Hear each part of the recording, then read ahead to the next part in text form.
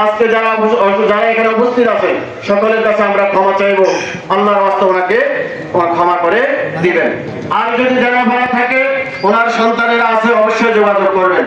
আর ওনার আল্লাহর হক যেটা আছে আমরা আল্লাহর কাছে চাইবো, আল্লাহ যেন এই মাহে রমজানের উসিলায় এবং যে কোনো নেক আমলের উসিলায় আল্লাহ যেন ওনাকে মাফ করে দেন, সবাই বলে আমিন। ওনাকে জান্নাতবাসী করেন, সবাই বলে আমিন।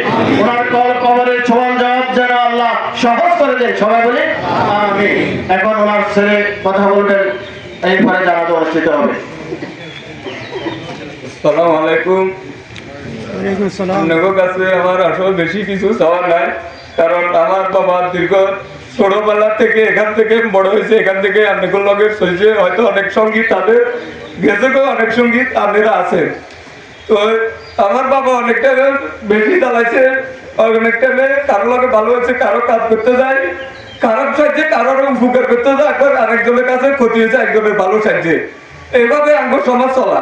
তো আমার আব্বা যদি কোনো কারণে কথাবার্তিতে কোনো চলাতে যদি এরকম মনে কষ্ট দিয়ে থাকে, যদি কোনো লেনদেন থাকে, আমরা 3 ভাই আছি, আপনারা আমাদের সাথে যোগাযোগ করবেন, আমরা এটা পূরণ করার জন্য আমরা চেষ্টা করবো। আর আমার বাবারে আল্লাহ তরফে আপনারা আল্লাহ মুড়ে দিয়ে আমার আব্বারে আপনারা মাফ করে দেন, আপনারা মাফ করছেন আর আব্বারে, আপনারা মাফ করছেন আর আব্বারে, এটা অনেকের কথা চাওয়া।